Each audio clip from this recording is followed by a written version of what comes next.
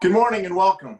Let me start by reminding our viewers this morning that we are simulcasting a Spanish translation of today's event.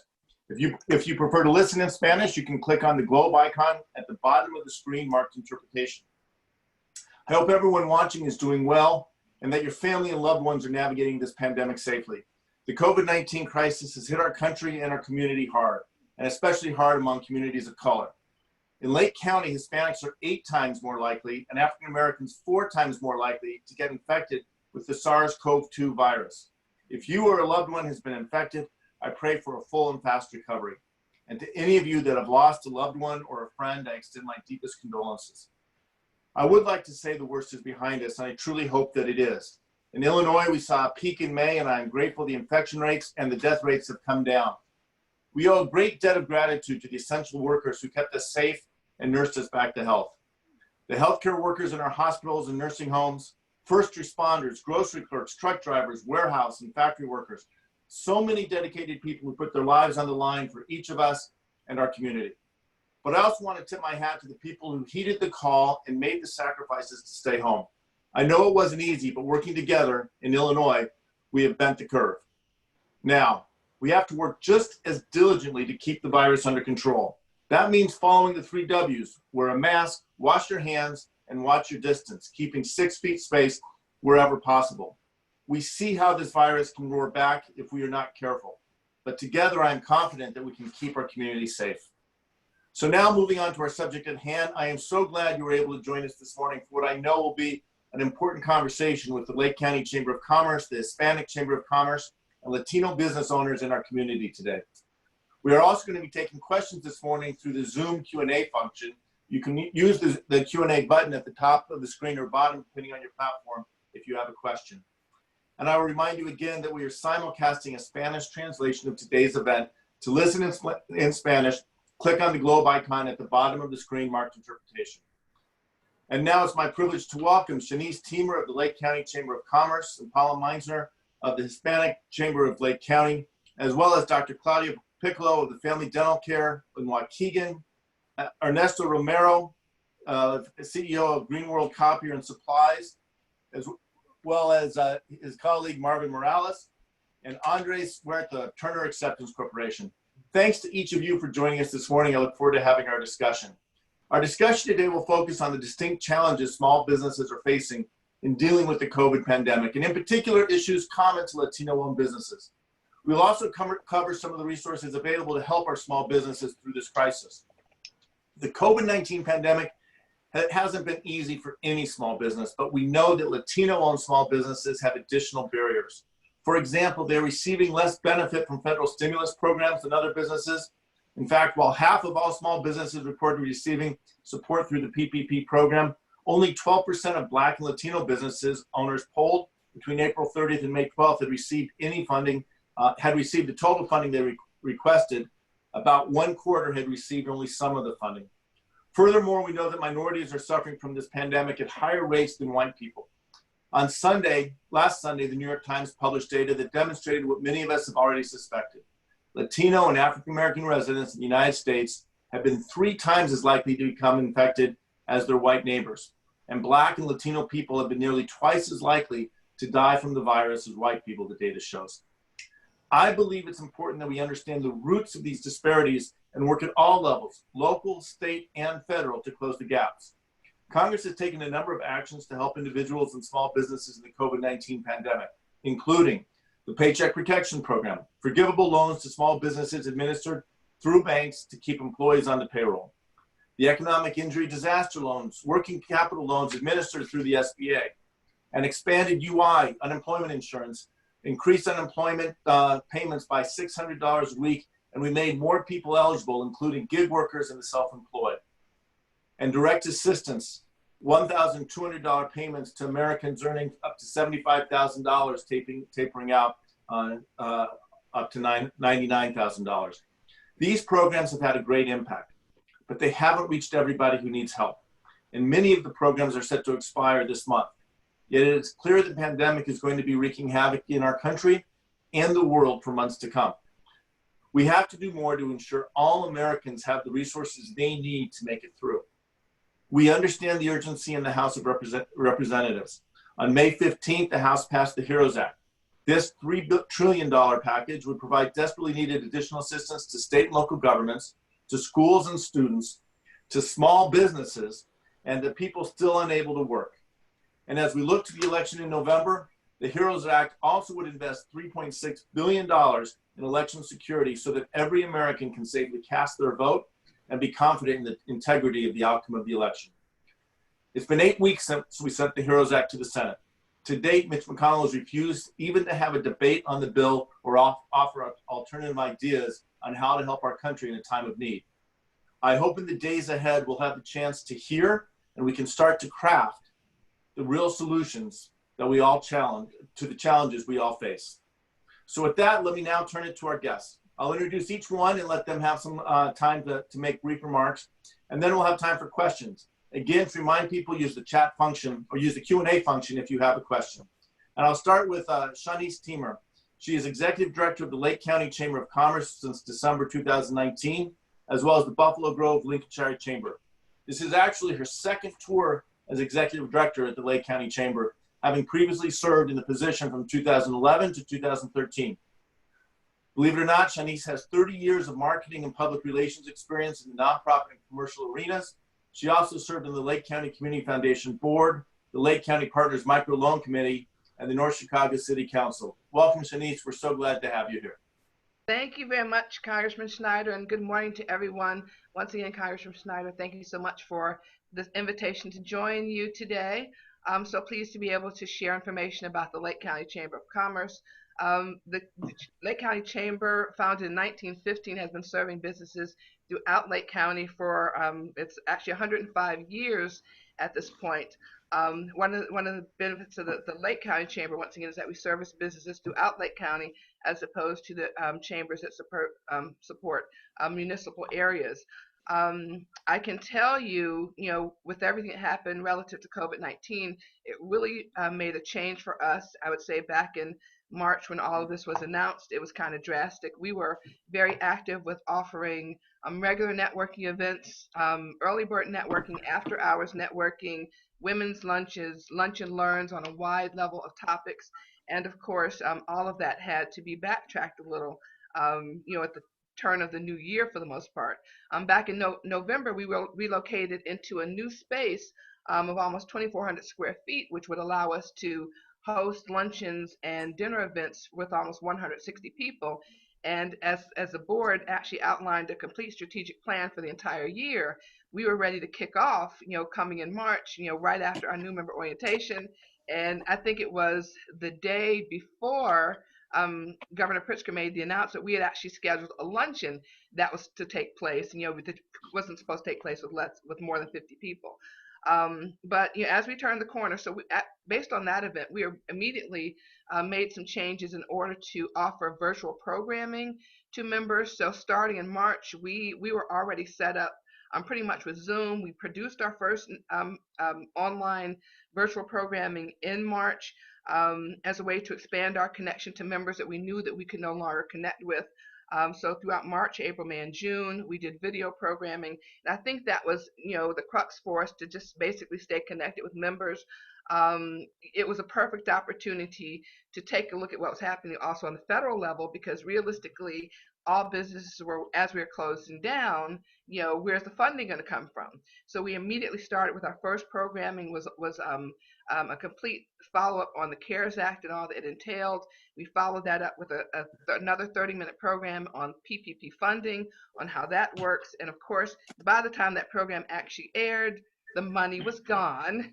So the next day, I put out another notice saying they're going to put, I think, another $360 billion back into the program. Stay tuned, get your application ready. So we were very upfront with giving information on funding, putting the application out there, and we felt that was very important at this point, just to keep members informed on what they could be taken care of at this time.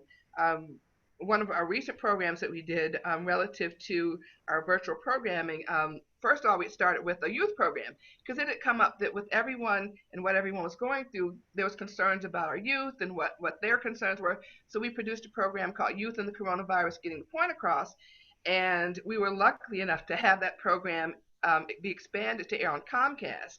And that program, it actually aired 7 different times on 47 different stations, 47 different cities throughout Lake County. And so we continue to follow that with additional programming. Most recently, we did one. I interviewed Lake County Board Chairman Sandy Hart after the federal government announced that they were giving counties with over 500,000 residents funding to support their area. And the Lake County Board announced that they had received $221 million, and the county board wanted to take a look at how they can begin to outline the use of those dollars, considering the fact that the funding had to be allocated by December of 2020. So in that program, Chairman Hart outlined all of the different levels of funding, in addition to the one I'm going to talk about today, which is a $10 million for businesses. But there's a lot of funds that are out there and available for communities and families. That program can be seen on our website at lakecountychamber.com. Also, we've also connected with Comcast once again to promote these programs. And on 7 nights, which actually started last night, you can see this interview with the county chair on 78 cities throughout Lake County. So if you have Comcast, just watch the evening programming so you can hear more about the other dollars, because in addition to the 221 million, 122 million, there are a lot more dollars that the Lake County is putting out in order to help residents. In addition to that partnership, we are actually still looking forward to providing programming and additionally keeping members informed on relative funding, which is what we've been doing. We have recently announced our return to doing online virtual networking with businesses. So if you're not connected, please give us a call at our office, 847-249-3800, or look at our website. And now I'd like to talk a little bit about the $10 million that's coming from the Lake County Board. As I mentioned, with the $122 million, $10 million from the board has been allocated for small businesses.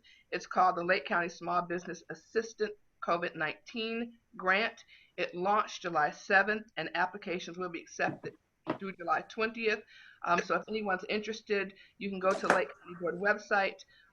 What Lake County Board Chair did is she coordinated a committee, a strategic committee, to kind of identify how funds would be distributed throughout Lake County. I serve on that committee. It's called Lake County Forward. And we took a look at the number of funds that are available and how it would be best for us to allocate the $10 million to businesses in Lake County.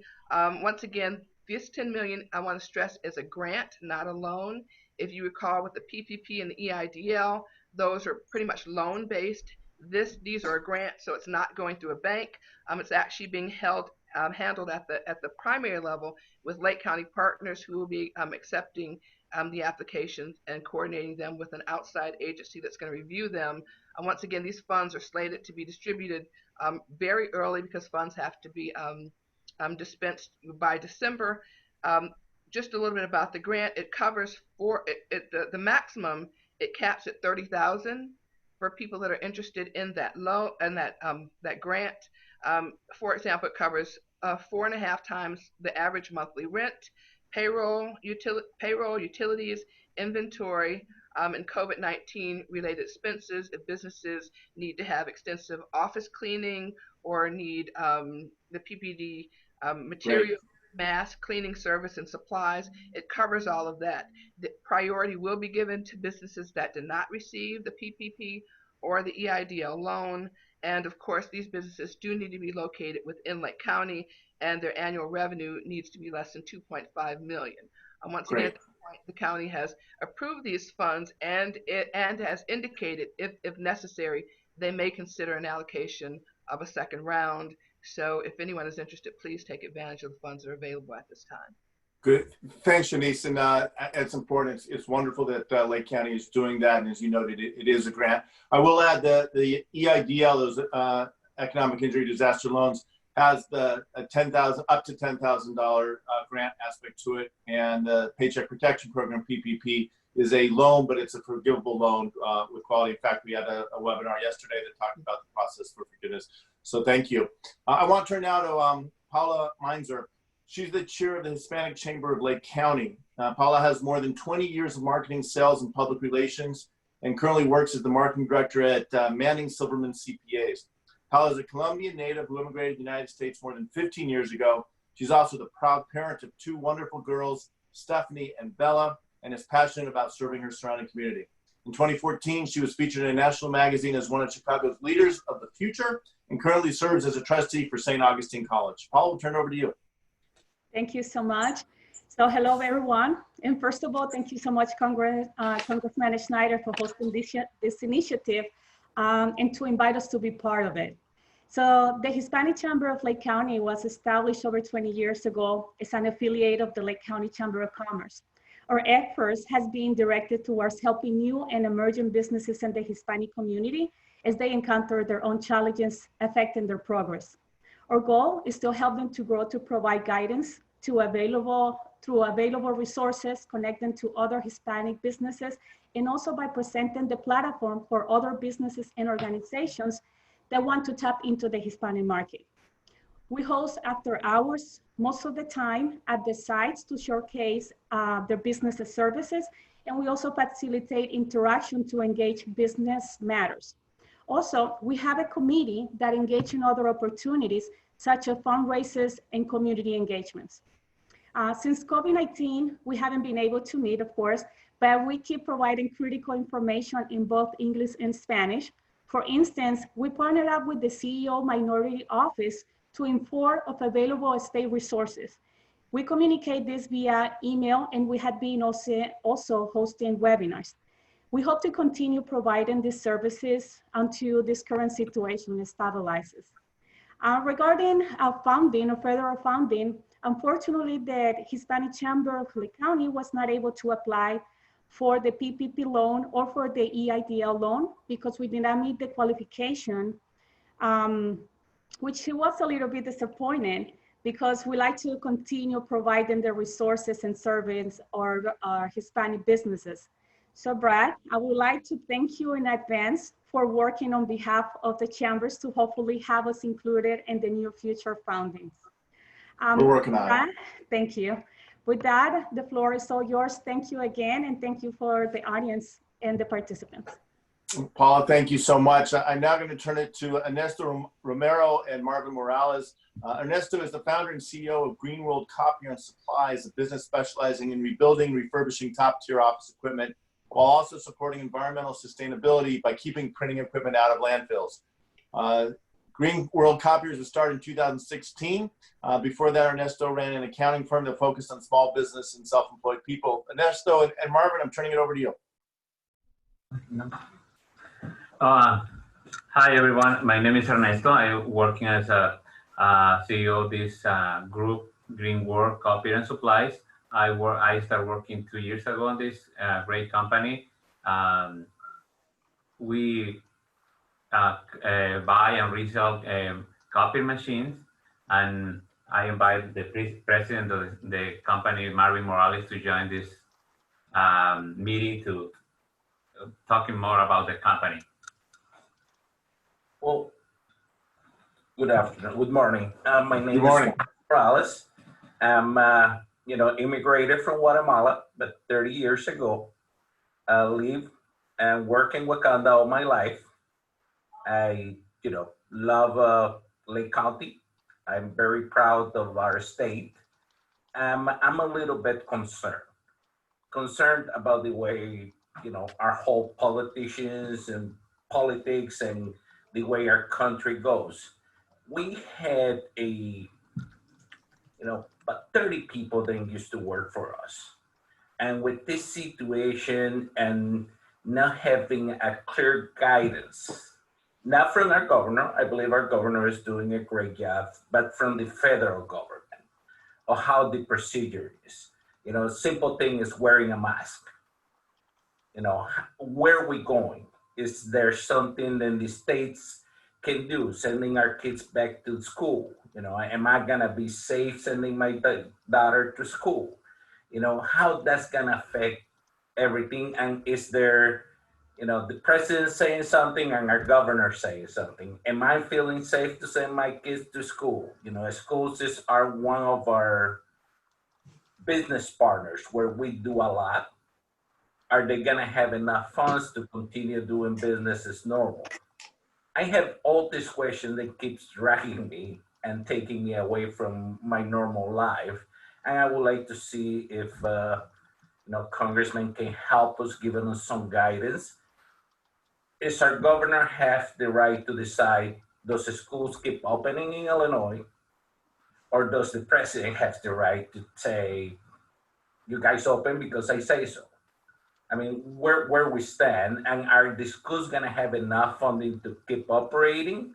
We service them a lot. We pick up their, off-lease equipment.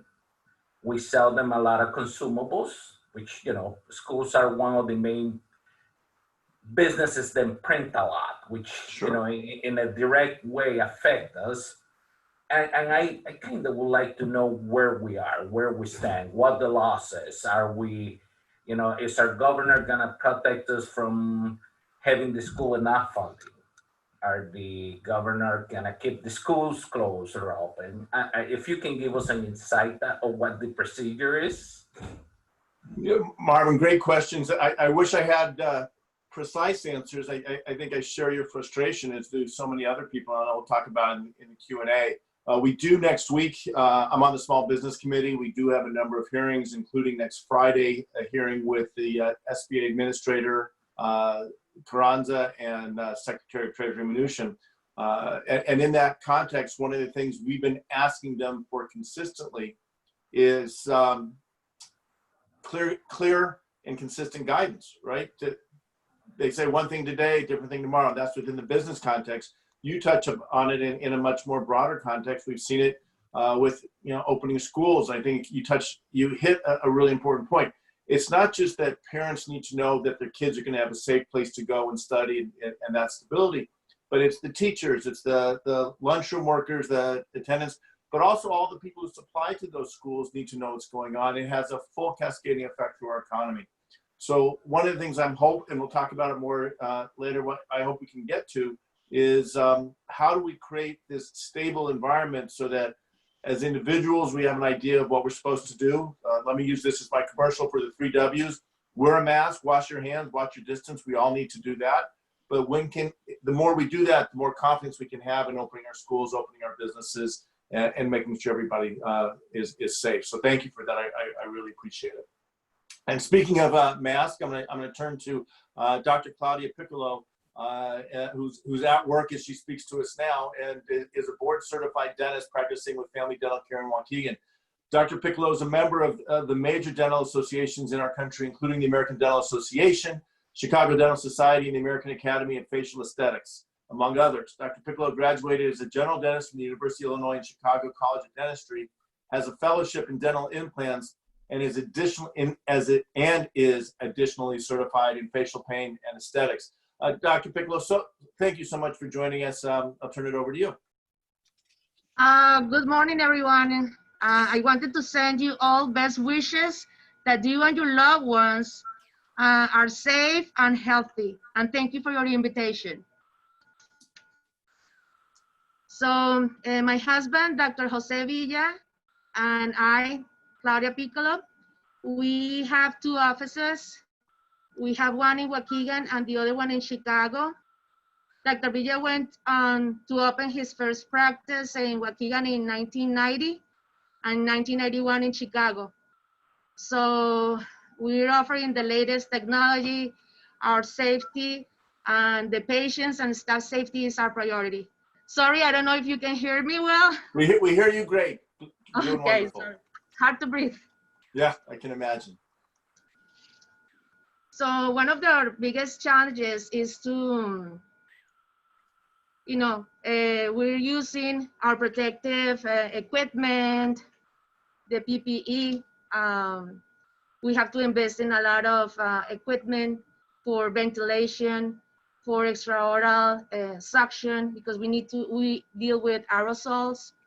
So those are our biggest challenges. Of course, finding the right team. It's hard to find people who wants to come back to work. So those are some of our biggest challenges. our safety, our patients' safety, and our staff is our priority. Great, thank you. And you know, you touch on a number of things. You know, all of us, when we go back to work, we're going to deal with contact with people, but no group more so than perhaps dentists who are dealing with people in their mouth. The aerosols, just to remind folks, aerosols are when we breathe. The easy example to think of it is in the winter when you see that steam coming out of your mouth. Every time we breathe, we exhale that. And, Yes. this virus is transmitted in that exhalation to the greatest extent. But you touched on, you know, people have been putting off dental appointments, you know, whether it is a cavity or a need for just even a cleaning to ensure we have healthy teeth. It's an important aspect of our overall healthcare. And again, I want to emphasize, we know from the national studies, but also in Lake County, the Latino community has been faced a significantly greater risk of infection than the community at large, in Lake County 8 times. And the need to wear a mask and have that protective gear, not just when you're working, and especially in your work, Dr. Piccolo, but when you go outside and when we can't have that social distancing, it's really important. So thank you so much. Let me turn to our last speaker before we go to questions. Andres Huertas is Chief Lending and Marketing Officer at Turner Acceptance Corporation. He has worked on responsible lending, branch operations, marketing strategy, and implementation and credit underwriting at Turner Acceptance Corporation since 2001. He studied at the Wharton School of Business and the University of North Carolina at Chapel Hill, has published articles in leading industry publications about auto consumer financing. Andres, turn it over to you. Thank you, Brett. Thank you for the invitation to the chamber. And I think that, you know, Turner has been in business since 1973. And I think we are not in the finance business, but we're in the business of transforming people's lives for the better. I think that every time that a customer is successful, we are successful. And this pandemic has brought incredible challenge to us. We were basically branch centric, like, you know, consumer interactions. We have a lot of Hispanic customers that have been hit really hard. And actually during this pandemic, we have been able to work with most of our customers, even with some sort of payment forgiveness or payment deferments. And we have been able to touch a lot of our customers and see actually the real impact of the pandemic. And we have a branch in Waukegan that we have been operating for some years now. Unfortunately, this branch right now is temporarily closed for safety reasons. That doesn't mean that we're not serving the community. And actually, something that the pandemic did that was positive for us, it really moves in the right direction. We work together with legislators, local legislators, in order to start providing more services online. So now our customers can apply online, and then they can get their loans online, and they can restructure and work with our company all from their couch. One of the things we have, most of our employees now are working remotely. You guys see, you know, I'm in my home office, and so most of our employees. So in that sense, we have been able to participate in some helps, and we have been able to help a lot of customers. Still, the pandemic is a big concern for us. We see that a lot of customers, especially Hispanics, are being hit hard because those were the ones making things happen in the community, working in restaurants, working in construction, you know, taking care of customers. And this has been kind of our main concerns about what's going to happen next, you know, how we can help them, how we can be in touch with them and have them not to lose hope. Fortunately for us, you know, our company also have had a decrease in business, a substantial decrease in business, because we do a lot of auto lending, things that we have been able to remain open. So there's a lot of construction, Hispanics that work in construction that cannot get loans, cannot get finance. We've been able to finance a lot of these customers, and we're very pleased, and we're very thankful that we continue to help the community. You know, we just deploy a system where we can automate a lot of the steps that customers needed to do to get access to financing. So, and D has been really a big hit with some of the dealer partners that we work and even with customers. Even though we're rolling a service where we help customers that never bought a car to get them through the process of getting their first car's finance, because not only that, there is a lot of needs in our community for those services that is not only about lending, but about transforming people's lives. And we hope that this pandemic, pass fast so we are able to help more and more customers. Great. Oh, well, thank you, Andres, and thanks for what you do. And again, thanks everyone for your comments. This was wonderful. I'm going to start with a really broad question. So I'm going to turn to Paola and Shaunese. As Andres said, access to capital is transformative, and no one saw this pandemic coming a year ago. Last summer, people were investing in their businesses, economy was growing, and suddenly it's like flying a plane into the mountain. You stop rather suddenly. The PPP program was intended to help people bridge a period. From the members of the two chambers, what have you heard from your members about how that PPP program and the EIDL program as well helped, and what challenges are people concerned about, especially within, and I'll run this to everybody, within the Latino community, businesses that are just, oftentimes don't have as much capital, may not have as much history as other businesses? So basically, at the beginning of the implementation of the PPP loan, one of the things that we heard is that they wanted to have the information, if possible, in Spanish, and a lot of the Hispanic community that needed the help were trying to communicate through the banks, and unfortunately, the banks were sometimes taking the bigger clients, and also sometimes where organizations kind of wanted to provide support, but at the same time we're charging very high fees to help them, to walk them through the process, which in reality is a very simple process, and they could go directly to get support. Right. Then based on that, I guess that it was heard by the local governments, and information start coming in Spanish, both English and Spanish, to provide this information. I think that was from the Hispanic perspective what some of the concerns that I heard. So, Shaunese? Shaunese? Yes, and actually just to add to, everything that Paul just said, I think at the beginning, like I said, immediately the chamber was able to give out information. I think the concern at the beginning was that everyone was getting information from the television. There wasn't the feeling that there was a central office to call to get information. At the same time all this happened, people were dealing with unemployment, not being at work, and now businesses were trying to seek funding.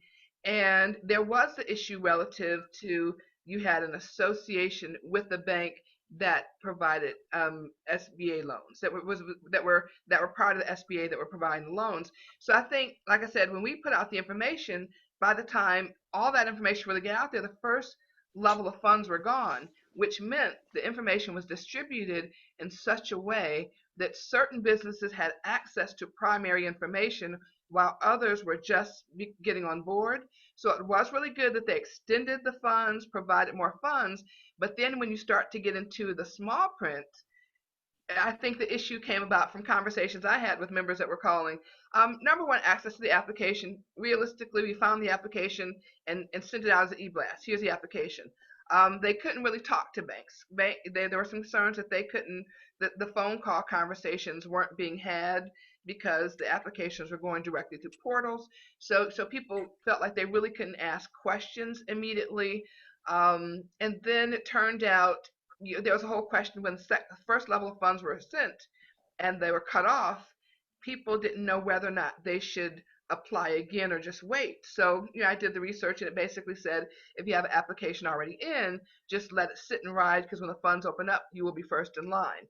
It also came up with several conversations also within the African American community, is that when the applications were sent through, because it was very clear that these were forgivable loans, there was a question. People were saying, well, why is my credit being checked?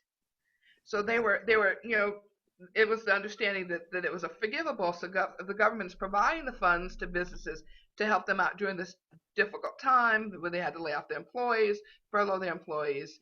You know, if you're checking the credit, that means you're checking the credit worthiness, whether or not you should give them the funds. And I believe that somewhere along the line, there may have been some businesses that didn't get funding because of that. So when it comes down to the county, and we're looking at the Small Business Assistance COVID-19 grant, there are some documents that are going to be provided, they're going to be needed in order to get the funds, but we're not going to have that same level of process. The whole idea is that we're going to look at the needs of businesses and look for ways to help them instead of determining whether or not you're that level of credit worthiness, because realistically, as we talked about it on the Lake County Forest Strategic Committee, we want to see businesses survive. We want to be able to help them as much as we can to remain in the county, because we don't want in the next 3 or 4 months to see all these businesses close down because they didn't apply for funds, or because they didn't know about it, or because they could not get them to help them survive. These businesses have been if they've been in existence for 5 years, to say at this point they're not credit worthy and not help them is not going to help Lake County as a whole. So I think Right. on the federal level, there were those issues, and I think that's why when they put out the other $30 billion, a lot of people still didn't apply.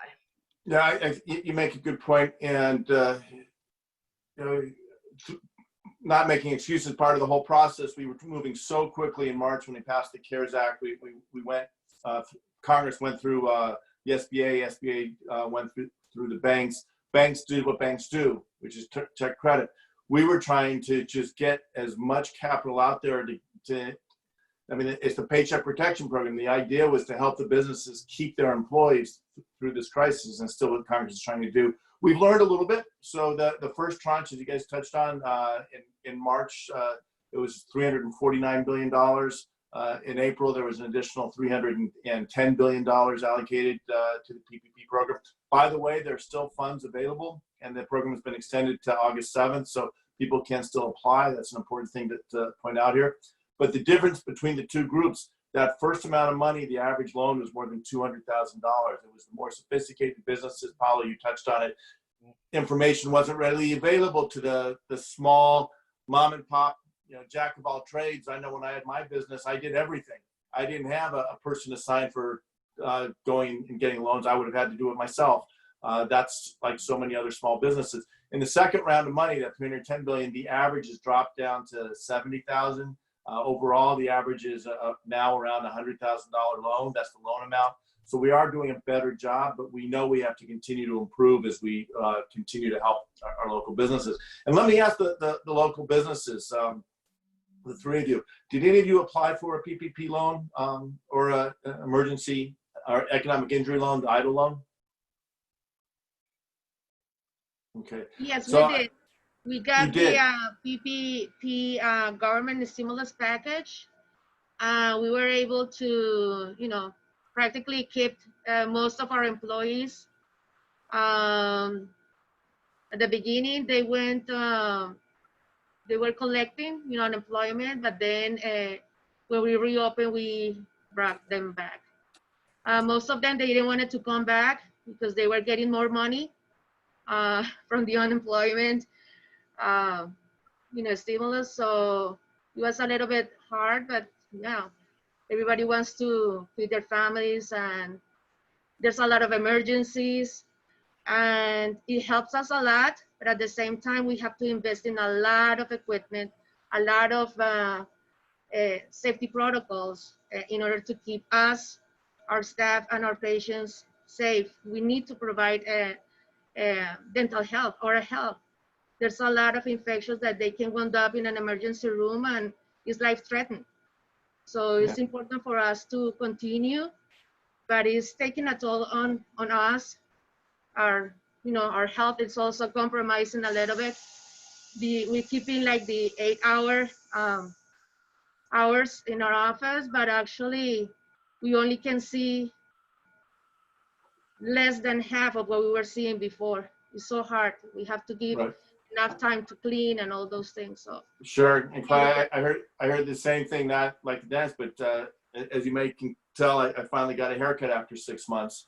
but I was talking to the person who cuts my hair, and they were saying, and she's working 8 hours a day, but she's seeing half as many customers because there's so much cleaning. They've staggered their time. Each person has 2 chairs that they're managing, and they work in one.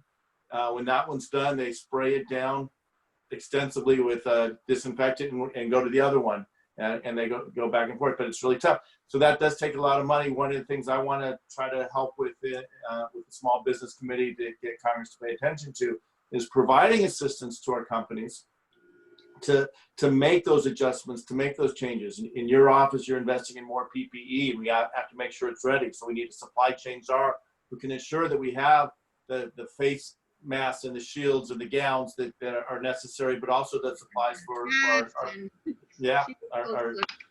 there's so much, and that's a piece of it. But the capital, I mean, think about a manufacturing firm that had laid out their manufacturing floor, but now social distancing is going to have to expand that floor so everyone can be at least 6 feet apart. It really can change everything.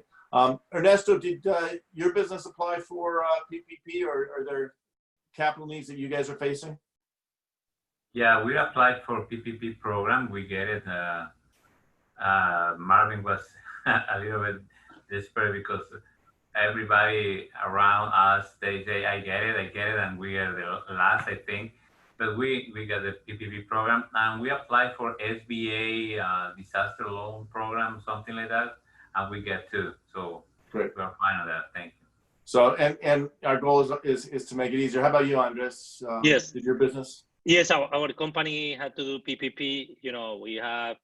So we were able to sustain the staff during the pandemic, even though, since we do a lot of auto lending, pretty much auto sales came to a crash in Illinois when everything closed down. Right. So we were able to repurpose, some of our staff and working with customers, trying to do payment deferrals, refinancings, extensions, working with our customers. I think that the main concern is, like everybody says, so we maintaining people safe in the branches. So we had to do the plexiglass. And actually, some of the challenges now that we're seeing during the reopening is some customers don't even want to come into the branch and conduct transactions. They leave us the payment, or they leave some paperwork. They say hi, they wave, and they go. So if they see people, they're so we're requiring masks. We are opening our branches on a limited capacity. The rest of the people is working from home now. Got it. Let me take a couple questions from our audience. The first one from Terry, which I think I'll answer, is the HEROES Act says the PPP funds are not taxable, but the Senate didn't pass it yet. Is there other legislation that Congress is working on to ensure PPP isn't taxable? Terry, thanks for the question. And just background, and let me qualify that I'm not a tax expert, and if you have questions, you should check with your accountant or tax advisor. But the PPP forgiveness, loan forgiveness, does not create a taxable event. So if you borrowed $100,000 and you use it to pay your employees, fall within the 60% for payroll and 40% for other, the $100,000 will not be taxed. It's not taxed at income. But at the moment, and this is a Treasury guidance, not the intention of Congress, the expenses you used that money for are not deductible. So if you use it for payroll, if you use it for supplies, whatever, normally you would deduct them. The IRS or the Treasury Department said you cannot deduct that. That was not the intention of Congress. So as Terry mentioned, in the HEROES Act, the House addressed that and said, no, these should still be deductible expenses. We are hoping that the Senate will pick this up and we'll have some legislation this month to take care of that. However, until that is taken care of, there is this contradictory position of the Treasury Department. So you should check with your accountant. The next question, Brian asks, says, thanks for mentioning Lake County Small Business Grant Program. Is there one for Cook County? Now, my understanding, and Shaunese or Paola, you may jump in. There was one for Cook County, but the deadline has passed. Is that correct? I can tell you absolutely there were I would say a lot more funds that I read about that were available to businesses in Cook County relative to their population. So once again, the federal government gave it to all counties that had over 500,000. But because of the number of people that are in Cook County, they received a much larger allotment of dollars. Realistically, I mean, I wasn't aware of the deadline, but I read that they had so many other loans and grants that were available. If you just kind of take a look at the governor's website, and actually DCEO, Department of Commerce and Economic Opportunity, they recently took over as a primary lead on distribution of funds through all areas, but in Cook County, they were noting a lot of those dollars. Right, So, and they have a big program, and when I say big program, 500 million is big, but it's also the name of the program, the Business Interruption Grant program. That's through deco.illinois.gov, and there'll be multiple application rounds on that program. As well, the Illinois Treasurer's Office, I believe, has a $500 million loan program for small business, and you can visit the website there, illinoistreasurer.gov. And I think that's worth repeating.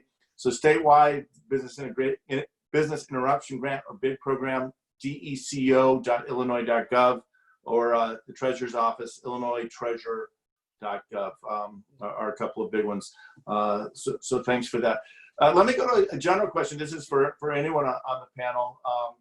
You know, the programs we passed, PPP was supposed to expire June 30th. It's been extended to August 7th with the additional funds. The HEROES Grant, HEROES Act would extend some things through the end of the year, like unemployment insurance. But we know, as I said in my opening remarks, we know this virus isn't going away. We've seen the spikes. Yesterday, I think the United States had 65,000 confirmed cases. Places like Florida, Texas, Arizona are having the experience that we were suffering in April and May here in Illinois. I pray that we don't have a second spike, but I also believe in the motto, you prepare for the worst and hope for the best. So I'll hope that we don't go there, but if there is a second spike, what are some of the challenges that you as business owners are thinking about, and how might Congress help? And then Shaunese and Paola, what in a broader sense might Congress do? So I'll throw it open. Ernesto, maybe you first.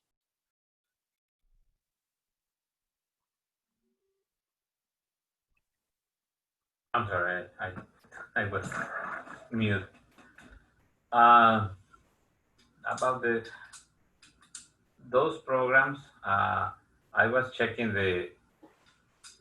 you're talking about the end date was June 30. Well, right? so like looking forward, as you think about the fall, what are the things that keep you up at night looking for the fall? Marvin talked about you have a lot of school customers. What are their needs going to be? But are there any other challenges that you're thinking about that we should be aware of? Actually, we have another challenge. And another thing is we export so many consumables and copier machines to other countries, and other countries are closed now. The point is we have so many pallets of copier machines and consumables waiting for open governments like Colombia, Mexico, Guatemala, El Salvador, because we can't send them because they are closed. So we are waiting that for this situation, we have less sales on exportation because we can send those consumables to them. So that's another big challenge for us. Great point. And we should, I'll take that back with me to my colleagues. We should be thinking how we help reopen our export markets. That's going to be a really crucial piece of things. So thank you. Dr. Piccolo, what about you? Things that you're thinking about the fall we should be aware of? I'm sorry? Are there things you're worried about in the fall as you're looking the next 3 months, 6 months? What issues are you worried about? What issues should Congress be aware of?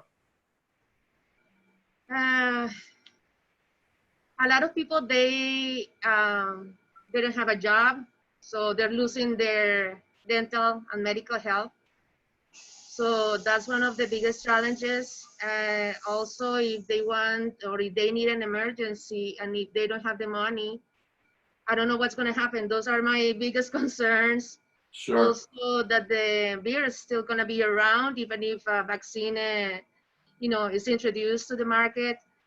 So we need to continue getting, using the safety protocols that the CDC, the American Dental Association, the Illinois Dental Society, the Department of Health are stipulating right now. So we need to follow and continue with this. My other concern is that these supplies are hard to find. So they're getting, very expensive. Our supply company, they only allow us to buy certain amount every 30 days. So, and also the safety of my staff, if they have the COVID-19, everybody has to be checked, and the 14, they stay at home. And the biggest problem, to tell you the truth, right now is the dental insurances. They don't want to help at all. And I don't know if there's something that you can do about it, because I'll touch on that. Broadly speaking on healthcare, the House has passed to expand ACA access, Affordable Care Act access, and that's a piece of it.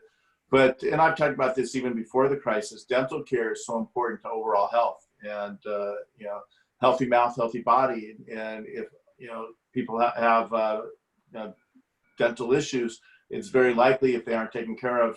I'm not telling you anything you don't know, but my dentist tells me you don't take care of it, you can have other problems down the road. So we need to make sure that we're providing access to good oral hygiene and dental care. And I think that's something that we'll be talking in the House. Andres, in your business, things as you look forward, certainly if we have another shutdown like we did in the spring, it's going to affect car sales for sure, but other things you worry about? No, I think that overall right now, and looking at risk and trends, we're looking at the overall economy. Our main concern is not only as a lending institution, but overall, we have the advantage that we're open to the general public. But if the economy, employment is a big concern for us. Once the PPP money is out, and for example, in Illinois, we have seasons here. It's not like we're in Florida when restaurants can open and reopen. So, or part of the service industry doesn't reopen. What's gonna happen next? Right. Because I think in the pockets, if I still drive. If I need to go to Chicago and drive, the traffic is like 25% of what we used to live before going there. And I see still a lot of places that are closed, or they have some limited services. So I think the uncertainty of for how long business is going to operate with minimum capacity, with minimum sales, with minimum personnel, and this is going to have, what's going to be the medium-term, long-term impact in the overall economy at all. And is Congress, is the House of Representatives, are they looking into other solutions or other things that can be done? I read the news. I just learned that a major airline just announced that they may lay off half of their staff, almost half of their staff. 36,000 people. I mean, it's a big number. And yeah. So so that's what it comes to mind. PPP, other programs are great, are fantastic, but obviously the health for everybody, thanks to the measures that we took in Illinois, we were able to flatten the curve. But this is something that we are continuing to see. Obviously, the what I call the stimulus, some auto dealerships that I spoke with, they have good sales. They have, they moved. They were able to bring some money back, some people back. They were able to catch up, because it's not about now businesses making money or not. It's about some businesses, small businesses surviving. Paying the bills, keeping everything afloat, not making any harsh long-term decisions. So this is kind of the concerns. What's going to happen in the fall? Sure. What happened if I have staff right now that they have issues with daycare? They cannot find Daycare, daycare. daycare is a critical issue. We actually had a hearing in Ways and Means about this. Daycare is vital, and we have daycare deserts, but we need to really address. And I have daycare. very bright managers that work for me that they are young mothers, and it's not that the company don't want to help. Is how do we help? And they're like, oh, we're on a waiting list, or now daycares are charging twice as much. Right now, so daycare was a problem before the crisis. Yes. It's a crisis within the crisis now. Yes. So we gotta look forward. So let me turn to Shaunese and then Paola. But Shaunese, broadly speaking, as we wrap up, things that your members are worried about that you should be aware of, and Paola, I'll turn it to you to close with really the focus on Latino-owned businesses, which they be thinking about. But Shaunese, you first. Thank you. I have to agree with Andreas relative to the economy. I think Congress really needs to focus on the healthy economy and what that's going to mean in the next several months. If in fact, we do have this issue again, people are still unemployed. I know the government is talking about reissuing stimulus checks. If people are still have the fear of going out to shop, if they're not shopping, then what is the value of businesses being open if they can't be assured to have customers? We won't have customers if customers don't have funding. So employment support is going to be important. Once again, redistribution of funds. And I think it's really important to businesses that they're making the funds available for businesses to stay open, but there has to be a complete look at the whole circle as far as people having the funds to go out and shop. And I think, if the Congress takes a really good look at the complete dynamic of funding and spending and business support, then businesses can begin to feel that at least the turnover of funds coming in and out can take place, even if the customers aren't exactly there. They just need the funds to do it. You can spend online, you can have things delivered, you can go out for services, but if people are going to reduce the level of services they go out for, these businesses are trying to stay open. If people aren't going to go to restaurants for a while, if that doesn't begin to get better, those businesses are staying open, they're just going to begin to see a continual drop in their annual income, and they will have to live with that. So unless we can keep the economy strong, this is going to be an issue. I think it's just important, of course, with COVID-19, but they're saying 6 to 8 weeks for a vaccination, but realistically, economy is going to be a number one issue to keep. 100%. So, Paula, let me give you the last word. And as we wrap, this was a conversation about the challenges Latino businesses are facing. On the one hand, no different than any other business is facing. It's a tough economy, access to capital, access to customers being able to come in and be safe, the employees being safe. But there are other issues. Let me have you wrap it up. So yes, just piggyback. You just said it. Shaunese just said it. But I think that in addition to that, I think that information is key and consistency in that information, because unfortunately, the communication channels sometimes are not the best by the time that it make it to our Hispanic community. So I think that one of my personal bigger fears is that that communication sometimes stops at certain levels, and then our communities kind of find out things last minute, and if there's not a consistency as well. And I'm talking about, business and just in the regular life. Right now, do we need to wear a mask? We do not want to wear a mask. What exactly is going to look like? Because like you said, if we look at the models, it's probably going to be a spike. It's the summer, people are outside, people are tired to being in the house, and now we'll start feeling a little more comfortable. And so how that's going to look like, I think that it's important to just continue communication and campaigns on putting the word in what is the requirements and what are the guidelines, and just stick to them. I think that would help in the long run. And also in forecasts and the economics, what is going to happen. It's things that people are not really talking. We are having it on the back of our heads. Unemployment rates right now, companies, closing their doors. So I know that there's not a lot of information on forecasting how to prepare for that.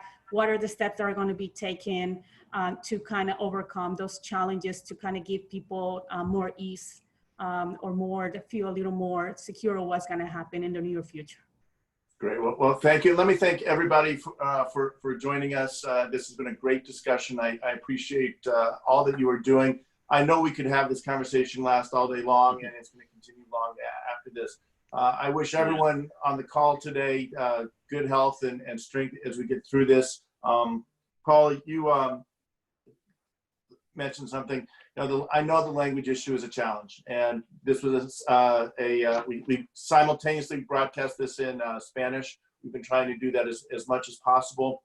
And I'll just say, if I'm talking to someone who's speaking Spanish, I'm not understanding it.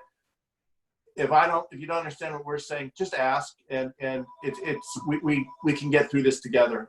Language shouldn't be a barrier to anyone. If anything's unclear, if the forms don't make sense, reach out. I'm sure the chamber, you guys are there to help. My office is there to help. We're going to get through this together. We're one community working together.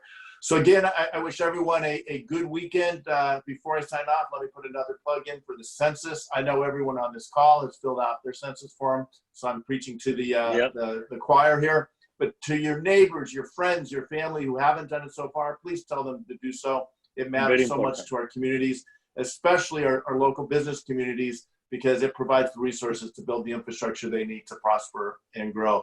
So again, thanks to everyone. It's so wonderful to see you. I look forward to hopefully seeing you in person sooner rather than later. Take care, everybody. Thank you. Thank so you. much. Thank you for the invitation. Thank you. Good thing. Bye. Thank you.